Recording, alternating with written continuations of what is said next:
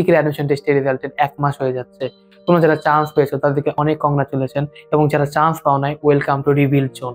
দেখো, আমি নিজেও সেকেন্ড টাইম আসলাম। যখন আমি ফার্স্ট টাইমে চান্স পাই নাই, বিলিভ মি, আমি 2 মাস ডিপ্রেশনে ছিলাম, যার কারণে আমি নিজেও ডিইউতে ভালো একটা পজিশন আনতে পারি। বাট সামহাও লাস্ট স্টেজে আর ইউ, জি ইউ, সাস্টের টপ সাবজেক্টে চান্স পেয়েছিলাম। ইভেন আমি সাস্টের জেনেটিক ইঞ্জিনিয়ারিং এ ভর্তিও ছিলাম। চাইলে আমিও থেমে যেতে পারতাম, বাট একটু টাইম নিয়ে নিজেকে রিবিল্ড করে নিজেকে একটা ভালো জায়গায় দাঁড় করাইতে পারতাম। আমিও জানি এই পার্টটা কেমন হতে পারে, আমিও এর মধ্যে দিয়ে গেছি। এই সময়টা অনেক কঠিন, বাট বিলিভ মি, তোমরা যদি সঠিকভাবে গাইডলাইনটা পাও এবং নিজেকে বিল্ড আপ করতে পারো, তাহলে কিন্তু তোমরা ইজিলি একটা ভালো জায়গায় চান্স পেতে পারবা। তো আমার কথাগুলো একটু মনোযোগ দিয়ে শোনো, তাহলে কিন্তু তোমরা এই সময় এসে সঠিক ডিসিশনটা নিতে পারবা, প্লাস নিজেকে একটা ভালো জায়গায় দাঁড় করাইতে পারবা। তাই ভিডিওটা সম্পূর্ণ দেখো, এবং ভিডিওটির লাস্টে আমার একটা নিউ ব্যাচ নিয়ে একটা অ্যানাউন্সমেন্ট আছে, এটা অবশ্যই মিস করা যাবে না, অবশ্যই একটু একটু দেখবা। And so without any delay, let's get started. এখন সব থেকে বড় প্রশ্ন, হোয়াট টু ডু নাও। এখন কি করা উচিত আমাদের? দেখো, এখন মেডিকেলে চান্স হয় না, এটা নিয়ে ডিপ্রেশনে বসে থাকা যাবে না। ডিপ্রেশনের পাশাপাশি তোমাকে পড়ালেখা চালিয়ে যেতে হবে। তুমি যদি মনে করো যে না, পাবলিকে পড়বো না, বেসরকারিতে পড়বো, তাও তোমার মধ্যে পড়ালেখার মধ্যেই থাকতে হবে। এখন ফার্স্ট অফ অল, যারা মেডিকেলে চান্স পাও নাই বা কোনো রিলেটেড কোনো পরীক্ষা দিতে চান্স পাও নাই, তাদের কি করা উচিত? ফার্স্ট অফ অল, সামনে কি কি পরীক্ষা আছে? ভার্সিটির পরীক্ষা আছে, ডেন্টালের পরীক্ষা আছে। মেডিকেল অ্যাসপাইরেন্ট হলে অবশ্যই ডেন্টালের পরীক্ষাটা ভালো করে দেওয়া উচিত। এটা ভেবে বসে থাকো না যে ডেন্টালের সিট কম। ডেন্টালের সিট কম হলে বড় ডেন্টালের যে কোয়েশ্চেন প্যাটার্ন গুলো হয়, সেটা কিন্তু খুবই ভালো মানের হয়ে থাকে। তোমরা যদি 4-5 বছরের কোয়েশ্চেন দেখে থাকো, এটা কিন্তু যে এবার যে মেডিকেলের একটা হুদাই প্রশ্ন করছে যে বায়োলজির ক্ষেত্রে সহজ সহজ সহজ প্রশ্ন ওঠা দিচ্ছে, অনুশীলন একদম ছাপে দিচ্ছে। ডেন্টালের প্রশ্ন কিন্তু এরকম হয় না। ডেন্টালের প্রশ্ন এক্সট্রা এটার থেকে করা হয়ে থাকে, প্লাস হচ্ছে ওইখানে অনেক বেশি ম্যাথ বেসড কোয়েশ্চেনও থাকে। 8-9টা মতো ম্যাথ দেওয়া। তো ডেন্টালে তোমাদেরকে মেডিকেলের সাথে অনেক বেশি মেলে। ডেন্টালের জন্য আলাদা করে কিছু পড়তে হবে না, তবে তোমরা যারা এক্সট্রা ইনফরমেশন গুলো পাও না, সেগুলো একটু ভালো করে দেখতে হবে। প্লাস হচ্ছে ফিজিক্স কেমিস্ট্রির ক্ষেত্রে, যেমন ফিজিক্স বা কেমিস্ট্রির ক্ষেত্রে তোমার পরিবেশ রসায়ন, গুণগত রসায়ন, রাসায়নিক পরিবর্তন, পরিমাণগত রসায়ন, এই ম্যাথগুলো ভালো করে দেখে যাইতে হবে। ফিজিক্সের ক্ষেত্রেও মহাকর্ষ, গতিবিদ্যা, তরঙ্গ, এই টাইপের যে চ্যাপ্টার গুলো থেকে ম্যাথ আসে, সেগুলো অবশ্যই দেখে যেতে হবে। দেন এইগুলো তুমি যদি দেখো, তাহলে কিন্তু তোমার ডেন্টালের প্রিপারেশনটা মোটামুটি ভালোভাবে হয়ে যাবে। এবং অবশ্যই ইংলিশের প্রিপারেশনটা ভালো করে নিয়ে যাবা, কারণ ডেন্টালের ক্ষেত্রে তোমার বায়োলজি বা ফিজিক্স কেমিস্ট্রি যাই পারো না কারণ, ইংলিশ যদি ভালো পারো, তাহলে কিন্তু নাম্বার উঠাইতে অনেক বেশি ইজি হবে। জিকে নিয়ে টেনশন করো না, জিকে ইন্টারন্যাশনাল কোশ্চেন থেকে কি কি আসবে দেখতেই পাচ্ছ। মেইনলি অল্প 2-1টা কোশ্চেন, আমি আমার আগের ভিডিওতে কিন্তু বলছিলাম যে হাইয়েস্ট 1 থেকে 2টা কোশ্চেন থাকবে। দেখো, মাত্র 2টা কোশ্চেন আসছে, কিন্তু ইন্টারন্যাশনাল দেখে। তো জিকে নিয়ে প্যারা খাওয়া যাবে না, এই জিনিসগুলো ফোকাস করে এই কয়দিনে পরও দেখো ডেন্টাল একটা সিট কভার আপ করতে পারো কিনা, এটা কখন একটা বেশি তোমাকে রিলিফ ফিল করাবে। দেন হচ্ছে তোমার ভার্সিটির যে এক্সাম গুলো আছে, ভার্সিটির মধ্যে কি কি আছে, সামনে ডিইউ, জিইউ এগুলো আছে, আর ইউ, সিইউ। এখন ভার্সিটির এক্সামের ক্ষেত্রে কি হয় যে পড়ালেখা, মেডিকেলের পড়ালেখার সাথে ভার্সিটি এক্সামের প্যাটার্নটা মেলে না, এটা ভেবে অনেকে প্রিপারেশন নেও না। বাট বিলিভ মি, তুমি যদি ভালো করে পড়ো, জাস্ট বায়োলজি প্রিপারেশন তোমার মোটামুটি হয়ে আছে। বায়োলজি, ইংলিশের ক্ষেত্রে তখন অনেকে বলতে পারো যে ডিইউতে ম্যাথ দেখাইতে হয়, যাদের মেইন সাবজেক্ট। হ্যাঁ, ম্যাথ দেখাইতে হয়। ম্যাথ তোমরা যদি মোটামুটি একটা প্রিপারেশন নিয়ে যাও, তাহলে কিন্তু ম্যাথ দেখানো আহামরি কঠিন কাজ না। তোমাকে ম্যাথে জাস্ট পাস করতে হবে। তোমাকে মেইন মার্ক কোথা থেকে উঠাবা? Physics, chemistry, বায়োলজিতে উঠাবা। ম্যাথে জাস্ট পাস করার মতো তোমার তো নলেজ থাকবে। ফার্স্ট টাইম মেডিকেল দিতে তাদের একটা বেসিক ম্যাথের নলেজ থাকে। তোমরা লং সিলেবাসে ফোকাস করবে না, জাস্ট ম্যাথ গুলা পড়বা। এসব ম্যাথ গুলা বেশি আসছে, বেশি বারবার করে আসতেছে, ভার্সিটি এক্সামে বারবার করে দেখা যাইতেছে। কোয়েশ্চেন ব্যাক নিয়ে জাস্ট ওই টাইপের ম্যাথ গুলা সলভ করবে, এবং লং সিলেবাসের উপর বেশি ফোকাস না করে মেইনলি শর্ট সিলেবাস থেকে কি কি ম্যাথ আসতেছে ওই ম্যাথ গুলো ফোকাস করবা, ঠিক আছে?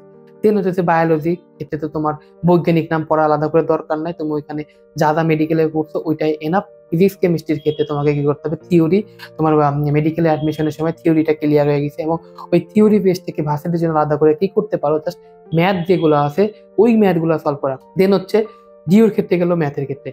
কিন্তু তুমি যদি অন্যান্য জায়গায় পরীক্ষা দাও, দেখো রাষ্ট্রীয় university, Jahangirnagar university, Chittagong university, এইসব জায়গায় তুমি পরীক্ষা দাও, সেখানে কিন্তু ম্যাথ ম্যান্ডেটরি না। This is the very big point for you.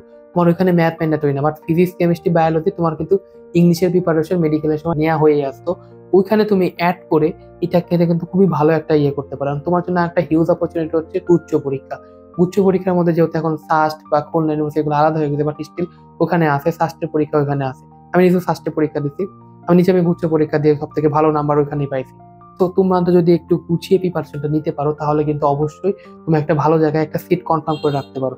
এখন এরপরে যদি তুমি মনে করো যে না আমি এইখানে যে জায়গায় একটা সিট কনফার্ম করতে পারছি ওইটা নিয়ে তুমি সন্তুষ্ট, তাহলে পরে কিন্তু তুমি ওইখানে সেটেল হয়ে যেতে পারো। আর যদি তাও না মনে করো, তুমি যদি একটা ভার্সিটির কোনো একটা সাবজেক্টে ভর্তি হয়ে থাকো, তারপর যদি তুমি মেডিকেল সেকেন্ড টাইম দেওয়ার জন্য চিন্তা করো, তাহলে কিন্তু তোমার জন্য সেটা সব থেকে বেস্ট হবে। কারণ আমি নিজেও ভর্তি ছিলাম এবং মেডিকেল যখন পরীক্ষা দিতে গেছি তখন কিন্তু অনেক বেশি স্ট্রেস দিয়েছিলাম, যাতে আমার কোনো মনে হয় না যে না আমি যে চান্স পাই তাহলে কি হবে, আমার এটা কি হবে, ওইটা কি হবে, আমার কি করবো না। তখন কি হয়, তুমি যত বেশি স্ট্রেস ফ্রি হইতে পারবা তখন তত বেশি দেখবা যে তুমি ফোকাস করতে পারতেছো পড়ালেখায়।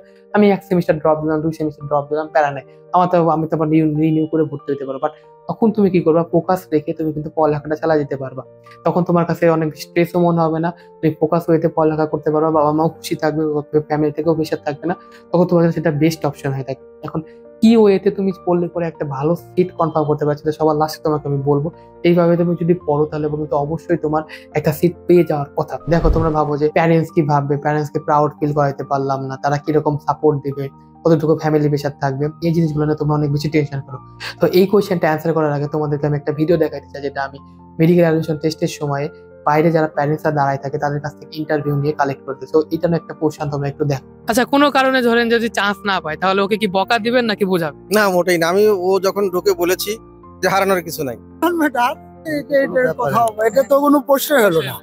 হ্যাঁ, ও পড়াশোনা করছে, ফ্যামিলির অনেক না, বাধা no, no, করে যে we have যে no, উনার মেধা দিয়ে ওই মেধা দিয়ে পরীক্ষা দিছে, ওর মা সাকসেসফুল পরিশ্রম রেজাল্ট আমরা করছে। করছি। পরিশ্রমের ফসলটা আসবে, এটাই আমরা আশা। এখন না আসলে তো না, অনেকে আসছে ফ্যামিলি থেকে অনেক প্রেশার থাকে যে না বকা দেয়, আমার অনেক ডিপ্রেশনে চলে যায়, না তুই পারিস নাই, এরকম কোনো ইয়ে তো? না, বকা দেওয়ার তো কিছু নাই, এখানে তো সবাই সবার সর্বোচ্চ চেষ্টাটাই করে। নেক্সট টাইম ট্রাই করবে, তবে নেক্সট তো নেক্সটই, আমি নেক্সট এর আশা কখনো করি না। করতেছি যে এখনই যেতে জি হবে। জি ইনশাআল্লাহ। 1,35,000 ছেলে মেয়ে দরখাস্ত করেছে, তার মধ্যে প্লাস মাইনাস 5,000 চান্স পাবে। তুমি 1,30,000 এর ভিতরে, আর আবার কিছু নাই। পাইলে ভালো, না পাইলেও ভালো। এরকম প্যারেন্টস থাকলে তো আর কোনো তো কথাই নাই। দেখো প্যারেন্টসরা কিন্তু অনেক সাপোর্টিভ হয় এবং সবসময় চাইতে তাদের ছেলেমেয়েরা অনেক ভালো করুক, তারা চায় না যে তোমার কোনো ক্ষতি হোক। এখন এই যে আমাদের কনজারভেটিভ থিঙ্কিং থেকে কিন্তু তাদের একটা রাগ চলে আসে, কিন্তু দেখো এটা তো তোমারও দোষ না, তাই না? প্যারেন্টস হয়তো এটা বুঝতে পারে না যে তোমরা কিসের মধ্যে দিয়ে যাচ্ছ, তারা ভাবে যে তুমি তো ভালো মতো পড়ালেখা করছো বাট স্টিল চান্স পাও না, তাদের এখান থেকে একটা আক্ষেপ থেকে যাইতেই পারে অনেকের ক্ষেত্রে। বাট মেনলি তোমাকে এখন কি করতে হবে, নিজেকে স্ট্রং রাখতে হবে, সব থেকে বেশি স্ট্রং পজিশনে নিজেকে রাখতে হবে। কারণ হচ্ছে যে তুমি যদি স্ট্রং না থাকো তাহলে তোমার প্রিপারেশন স্ট্রং হবে না, কারণ প্রিপারেশন স্ট্রং না হলে পরে সামনে তুমি আগাইতে পারবে না। তোমার এখন একটা লক্ষ্য হচ্ছে যে কোনো জায়গায় একটা সিট আদায় করা, যাতে করে তুমি সেকেন্ড টাইম যদি মেডিকেল দাও সেটাকে রিলিফ ফিল করতে পারো, প্লাস প্যারেন্টস এর থেকে সাপোর্ট পেতে পারো যে না আমি এক জায়গায় ভর্তি আছি, আমি এখন মেডিকেলের জন্য আবার ট্রাই করতে পারি। তো এটা তোমার জন্য অনেক বেশি সাপোর্টিভ হয় এবং তুমি ফ্যামিলি থেকে একটা সাপোর্ট পাবা। এখন তোমাকে যেটা নিয়ে বলবো সেটা হচ্ছে হোয়াট শুড অ্যাভয়েড নাও। তোমাকে এখন কিছু জিনিস অ্যাভয়েড করতে হবে। First of all, stop buying courses. কোনো কোর্স কিনো না। কারণ হচ্ছে কি, এখন তুমি যদি কোর্স কেনা শুরু করো যে কোনো প্রতিষ্ঠানে, তখন কিন্তু তুমি নিজেকে বেশি প্রেশারাইজড করে ফেলবা। কারণ চিন্তা করে দেখো, কোর্স যেগুলো থাকে সেগুলো কিন্তু 3 মাস, 4 মাস, 5 মাস, 6 মাস ধরে কমপ্লিট করা হয়। সেগুলোকে এখন কি করবে, ক্লাস কোর্স আকারে তোমাকে 50 দিনের মধ্যে বা 30 দিনের একটা রুটিন দিয়ে ধরাই দেবে। তুমি চিন্তা করে দেখো যে একটা 2-3 ঘন্টার ক্লাস বা 1.5-2 ঘন্টার ক্লাস তুমি এখন 6 মাস ধরে করা যায়, সেটা তুমি 50 দিনে কমপ্লিট করবা বা 30 দিনে কমপ্লিট করবা। তখন কিন্তু সেটা তোমার কাছে অনেক বেশি প্রেশারাইজড ফিল হবে। আমি নিজেও এটা প্রেশারাইজড ফিল করছি। আমি একটা প্রতিষ্ঠান থেকে কোর্স কিনছিলাম, 50 দিনের রুটিন ধরাই দিতে আমাকে। আমি এখন বসে চিন্তা করতে চাচ্ছি এখন ইন্টিগ্রেশন করবো, এখন বায়োলজির এটা পড়বো, এখন ফিজিক্সের এই চ্যাপ্টার পড়বো, পরে আমি কোনো মতে রুটিনটা কিভাবে দিনে 2x স্পিড দিয়ে ক্লাস কিভাবে শেষ করবো, আমি এটা একটা রুটিন বানাইছি। 2 দিন ক্লাস করার পরে বিলিভ মি আমি এক্সস্টেড হয়ে পড়ছি, অ্যান্ড দেন হচ্ছে আমি এটা ছেড়ে দিয়ে নিজের মতো পড়া শুরু করছি। এটা হচ্ছে একটা ট্র্যাপ। তোমাকে এই সময় কিন্তু এসে অনেক কোচিং প্রতিষ্ঠান তোমাকে সেল করার চেষ্টা করবে, এটা নিয়ে তোমরা একটু সতর্ক থেকো। দেন হচ্ছে তোমাকে স্টপ বুলিং ইউর, নিজেকে বুলি করে স্টপ করে। দেখো ভুল সবার দ্বারাই হয়, সবাই কিন্তু একবারে পাস করে না। নিজেকে এত নিচে দেখায়ও না, বা নিজেকে কখনোই লো ফিল করায়ও না। দেখো তুমি নিজে চেষ্টা করে পরীক্ষা দিতে, হয়তো কোনো কারণে চান্সটা পাও না, অথবা তোমার প্রিপারেশন ভালো ছিল না, এই কারণে চান্স পাও না। ওকে, নিজেকে বলা শিখো, ইটস ওকে, আমি পারি নাই, এটা আমার একটা ড্যামেজ দিছে, আমি মাইনে নিচ্ছি, বাট আমাকে সামনে ভালো করতে হবে। এখন তুমি যদি নিজেকেই লো ফিল করো, নিজেকেই মাটিতে মিশে দাও, তাহলে কিন্তু দেখো ফ্যামিলি, সমাজ, এরা তো আছে তোমাকে লো ফিল করার জন্য। এখন তুমি যদি নিজেকে লো ফিল করো তাহলে পরে কিন্তু হবে না, তোমাকে নিজেকে আপলিফট করতে হবে। কারণ ভুল সবার দ্বারাই হয়, মানুষ বলতে ভুল হয়, ইরোর ছিল। তুমি যদি ভুলটা মেনে নাও, ইটস ওকে বলো, তাহলে পরে কিন্তু তুমি নিজেকে একটা ভালো ফিল করা হবে। তোমার যে সাবকনসিয়াস মাইন্ড আছে সেটা কিন্তু অ্যাক্টিভেট হয়ে যাবে যে না, আমি আমার ভুলগুলো স্বীকার করতেছি, আমি আবার নিজেকে শুধরাবো কিভাবে, নিজেকে একটা ভালো জায়গায় কিভাবে নিয়ে যাবো, এটার জন্য তোমার ব্রেন কিন্তু রিওয়্যার হবে। তো ওই জিনিসটা খেয়াল করো, যত বেশি নেগেটিভ বলবা তোমার ব্রেন তত বেশি নেগেটিভ ভাবে, তোমার ট্রান্সফার পসিবিলিটিস তত কমে যাবে। যত বেশি পজিটিভ মেসেজ দেবা নিজেকে, তোমার সাবকনসিয়াস মাইন্ড তত বেশি রিওয়্যার হবে, তোমাকে একটা ভালো জায়গায় নিয়ে যাওয়ার জন্য সে কিন্তু পুশ করবে। হ্যাঁ, নিজেকে বলতে হবে আরে বেটা কি হয়েছে, আমি পারবো, আমি চেষ্টা করবো, আমি পারবো। নিজেকে সবসময় বাহবা দাও, সামনে আগায় নিয়ে যাও, এটা হচ্ছে সব থেকে বেস্ট ওয়ে হবে তোমার জন্য। তো এই জিনিসগুলো অ্যাভয়েড করতে হবে, অবশ্যই মাথায় রাখবা, ঠিক আছে? তো এখন আমি বলবো যে কিভাবে তুমি অ্যাটলিস্ট একটা সিট এনশিওর করতে পারো।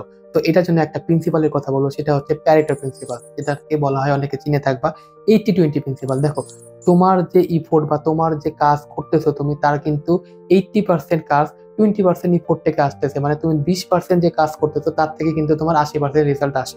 এখন দেখো, তোমার যদি অ্যাকুরেসি অনেক বেশি থাকে তাহলে কিন্তু তুমি 20% কাজ করার মাধ্যমে কিন্তু 80% রেজাল্ট অ্যাচিভ করতে পারবা।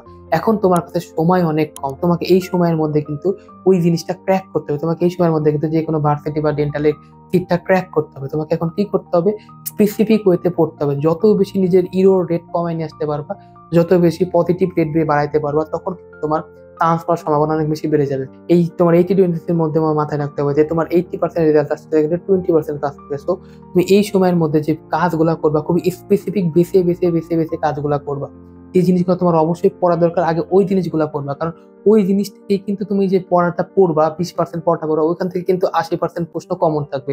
তোমার কিন্তু আদায়রা ওই যে বা বইয়ের চিপাচোপা যে প্রশ্নগুলো থাকে আগে যেগুলা পড়তো, বা অন্যান্য কোচিং সেন্টার থেকে যে কোয়েশ্চেন গুলো দিচ্ছে ওইগুলো সলভ করতেছে, ওইগুলোতে কিন্তু কোনো কাজ হবে না। তুমি কোয়েশ্চেন ব্যাংক কিনে কোয়েশ্চেন ব্যাংক অ্যানালাইসিস করবা, এই প্রশ্নগুলো কোথা থেকে আসতে দেবা, এই ভার্সিটিতে বা এই টপিকে, এই সাবজেক্টে বা এই কলেজে বা এই ভার্সিটিতে কোন কোয়েশ্চেন গুলো আসতেছে, ওই কোয়েশ্চেন গুলো আগে নিজে অ্যানালাইসিস করে দেখো যে বেশিরভাগ প্রশ্ন এই টপিক থেকে আসতেছে। তো Once again, the Pareto principle turns out to be right.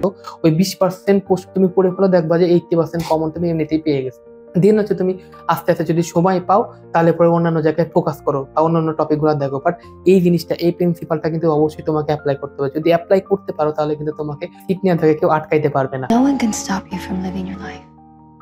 দেন হচ্ছে কি করতে হবে, তোমার যদি মনে হয় যে না তুমি এই জিনিসগুলো বুঝতে পারতেছো না, তাহলে কারো থেকে পার্সোনাল গাইডলাইন নিয়ে আগাও। দেখো, যাদের সামর্থ্য আছে অবশ্যই এটা করা উচিত, যারা ওইখানে আসে বা সেই লেভেলে আছে তাদের থেকে শিখে নিয়ে পরীক্ষাটা দেওয়া। তার কারণে কিন্তু তোমার একা একা মাথা কাটাইতে হয় না, একা একা মাথা কাটাইতে গেলে অনেক সময় ভুল হয়ে যেতে পারে।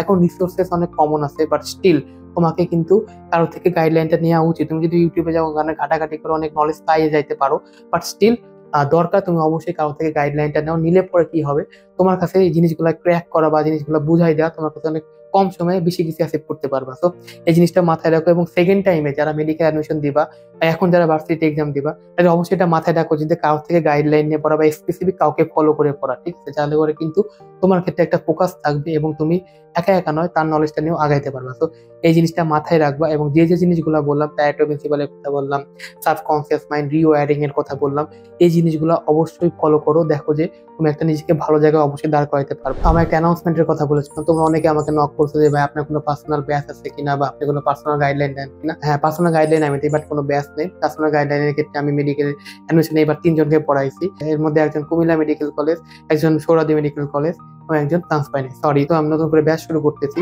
এবং আমার পার্সোনাল গাইডলাইন তো আছে। তো যারা এইচএসসি 25-26 আছে তারা প্রি মেডিকেল প্লাস একাডেমিকের জন্য আমার কাছে পড়তে পারো, এবং যারা এইচএসসি 24 আছে তারা সেকেন্ড টাইম অবশ্যই আমার কাছে পড়তে পারো। তো আমি এই বছরে যা কিছু এক্সপিরিয়েন্স করেছি, যা কিছু শিখেছি, তো অবশ্যই তোমাদেরকে সেগুলো শিখাইতে চাই।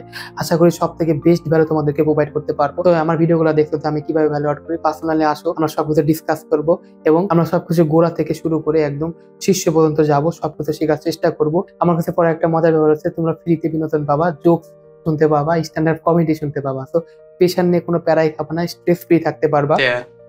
The doctor says no stress. এই হাসি খেলার মধ্যে কিন্তু তোমরা সব থেকে বেস্ট ইনফরমেশন গুলো আমার থেকে পেয়ে যাবে। প্লাস লাইফে যত যত প্রিন্সিপাল আছে তোমাকে, যেমন প্যারেটো প্রিন্সিপাল বা পোমোজো টেকনিক, আমি অনেকগুলো টেকনিকের সাথে তোমাদেরকে পরিচয় করাই দেবো, যেগুলো তোমাদেরকে লাইফে অবশ্যই অনেক বেশি হেল্প করবে। এবং প্রতিদিন তোমাদেরকে এক্সট্রা ইনফরমেশন, এক্সট্রা সাজেশন, নিজেকে কিভাবে পার্সোনালাইজড নোট করতে হয় সবকিছু তোমাদেরকে আমি শিখাই দেবো। তোমরা নিজেকে লাইফে একটা ভালো জায়গায় নিজেকে নিয়ে যেতে পারো। তো আসো একসাথে শিখি, একসাথে নিজের গোলগুলো ক্র্যাক করে তুমি যদি তোমার স্টেশনে পৌঁছাতে পারো সেই জানি তো আমি আমার সর্বোচ্চ দিয়ে হেল্প করবো। তো তোমরা যারা ইন্টারেস্টেড আছো আমার ডিসক্রিপশন বক্সে হোয়াটসঅ্যাপ, টেলিগ্রামের লিঙ্ক দেওয়া আছে, ওখানে জয়েন হতে পারো, প্লাস আমাকে পার্সোনালি নক দিতে পারো, আমি সবসময় অ্যাভেলেবল আছি। তো ডেন্টালে যারা প্রিপারেশন নিচ্ছ আমাকে অবশ্যই নক করতে পারো, আমি তোমাকে যে কোনো বিষয় নিয়ে হেল্প করবো। আমার তোমাদের উপর সবসময় বিশ্বাস আছে। তো stay hard and thank you for watching this video. Signing of.